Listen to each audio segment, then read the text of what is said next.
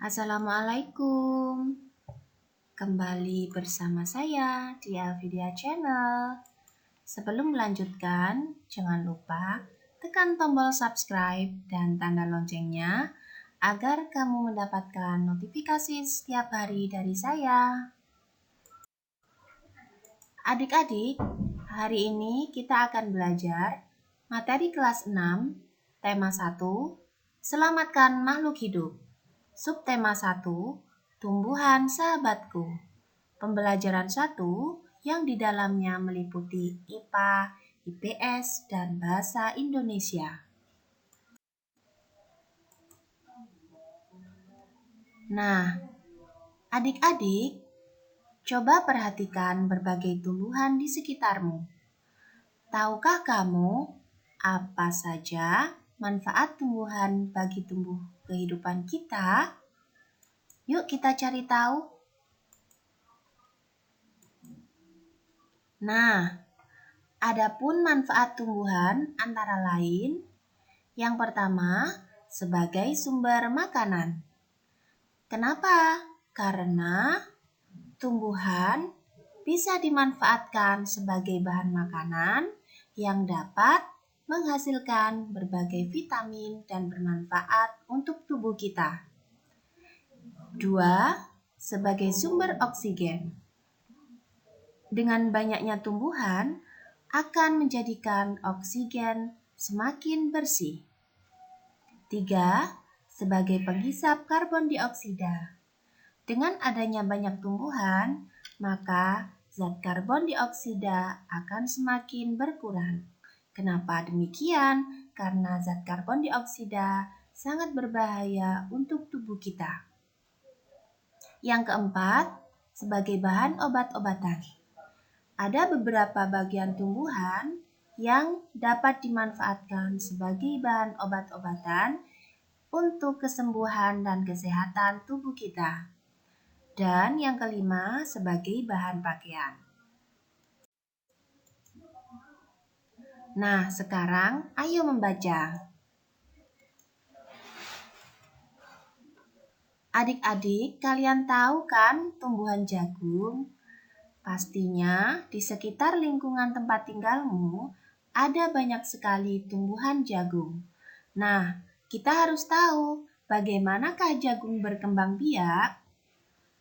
Jagung merupakan salah satu tanaman yang dijadikan bahan makanan pokok di berbagai negara, salah satunya Indonesia. Di Indonesia, penduduk Pulau Madura menjadikan jagung sebagai bahan makanan pokoknya. Jagung merupakan salah satu tanaman penghasil karbohidrat yang sangat diperlukan oleh tubuh. Seorang petani jagung memulai pembiakan tanamannya dengan menanam biji jagung. Setelah 3-4 hari, bakal tanaman akan muncul di permukaan tanah. Tanaman jagung akan terus tumbuh menjadi besar. 3 hingga 3,5 bulan, buah jagung dapat dipanen oleh petani. Buah jagung yang berbentuk seperti tongkol pada mulanya berupa sekuntum bunga. Nah, nanti kalian lanjutkan sendiri ya membaca kalimatnya. Di sini saya akan menerangkan bahwa berdasarkan teks yang telah dibaca, kita dapat mengetahui bahwa teks tersebut terdiri dari 3 macam paragraf. Paragraf pertama yang diawali dari kalimat jagung merupakan salah satu tanaman dan seterusnya. Paragraf kedua diawali dari seorang petani jagung memulai pembiakan tanamannya dan seterusnya. Sedangkan paragraf ketiga diawali dari bunga jagung yang memiliki helai-helai rambut halus dan seterusnya. Adik-adik, dalam membaca teks bacaan, kita harus mengetahui isi dari teks tersebut. Nah, isi dari teks bacaan tersebut dapat merupakan gagasan pokok atau pokok pikiran atau ide pokok yang ada di dalam setiap paragraf. Dari ketiga paragraf yang ada dalam bacaan tersebut, kita sekarang akan mencoba untuk mencari gagasan pokok atau ide yang ada di dalam paragraf. Nah, bagaimanakah cara menentukan ide pokok paragraf? Kita perhatikan. Setelah kita membaca bacaan tersebut dengan seksama, maka kita akan bisa menentukan ide pokok paragraf. Ide pokok paragraf ke-1 yaitu jagung merupakan salah satu tanaman yang dijadikan bahan pokok di berbagai negara. Nah, ide pokok paragraf ini kebetulan terdapat di awal kalimat pada paragraf ke-1. Dan untuk kalimat selanjutnya disebut sebagai kalimat pendukung atau kalimat penjelas. Pada paragraf kedua, ide pokoknya yaitu proses perkembangbiakan tanaman jagung. Nah, pada paragraf kedua, ide pokok juga terletak di awal kalimat. Tetapi adik-adik harus tahu bahwa ide pokok paragraf itu tidak selalu berada di awal kalimat, karena bisa juga ide pokok paragraf berada di tengah kalimat, di akhir kalimat, bahkan menyebar di seluruh kalimat. Oleh karena itu, agar adik-adik bisa menentukan ide pokok paragraf dengan benar, maka harus membaca teks bacaan dengan seksama. Nah, sekarang ayo kita mengamati. Di sini saya menampilkan penampang dari bunga sepatu. Dimulai dari dasar bunga, bakal biji, kelopak, tangkai sari, kepala putik, tangkai putik, mahkota, bakal buah. Nah, bagian-bagian yang ada pada bunga sepatu tersebut ada beberapa bagian yang merupakan alat perkembangbiakan pada tumbuhan. Kalian pasti sudah tahu kan alat perkembangbiakan pada tumbuhan? Ada berapakah adik-adik? Nah, di sini dapat dilihat bahwa alat perkembangbiakan pada tumbuhan itu ada 2, yaitu benang sari dan putik. Nah, sekarang kita akan belajar tentang perkembangbiakan pada tumbuhan.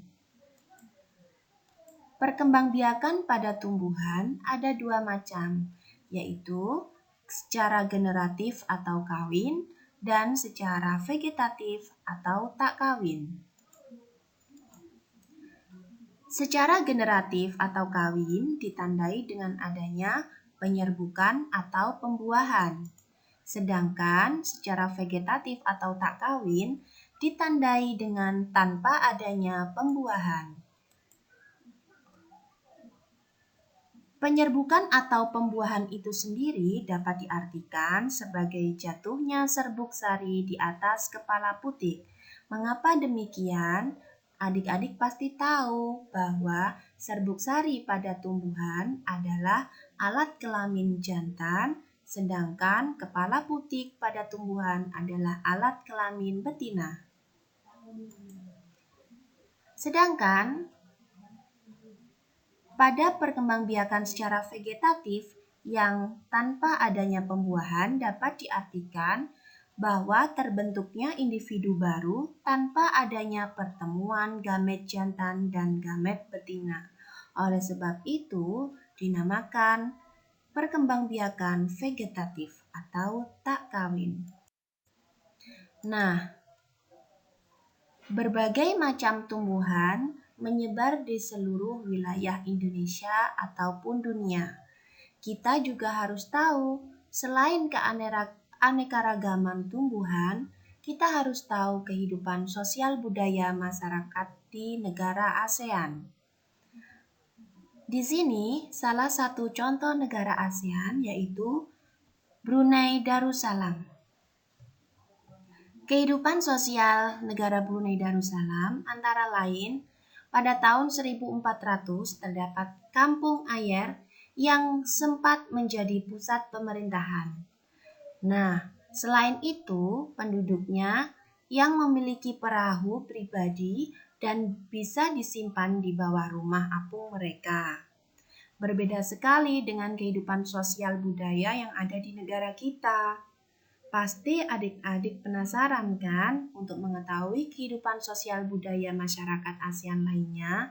Nah, untuk mengetahuinya, jangan lupa untuk terus membaca buku dan memperkaya ilmu pengetahuan sosial kalian dengan membaca buku, baik buku paket ataupun di internet. Nah, adik-adik, demikian tadi penjelasan dari saya. Semoga kalian senang ya dan tetap belajar di rumah. Semoga bermanfaat. Assalamualaikum warahmatullahi wabarakatuh.